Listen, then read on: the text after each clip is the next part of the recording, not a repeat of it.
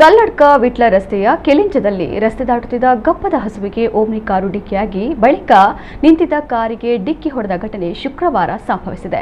ಡಿಕ್ಕಿಯ ರಭಸಕ್ಕೆ ಗಬ್ಬದ ಹಸುವಿಗೆ ತೀವ್ರ ಸ್ವರೂಪದ ಗಾಯಗಳಾಗಿದ್ದು ಹೆಚ್ಚಿನ ಚಿಕಿತ್ಸೆಗೆ ಮಂಗಳೂರಿಗೆ ಕೊಂಡೊಯ್ಯಲಾಗಿದೆ. ಓಮ್ನಿಯಲ್ಲಿದ್ದ ಪ್ರಯಾಣಿಕರಲ್ಲಿ ಮಹಿಳೆಯೊಬ್ಬರಿಗೆ ಗಂಭೀರ ಗಾಯಗಳಾಗಿದ್ದು ಮಂಗಳೂರು ಆಸ್ಪತ್ರೆಗೆ ದಾಖಲಿಸಲಾಗಿದೆ.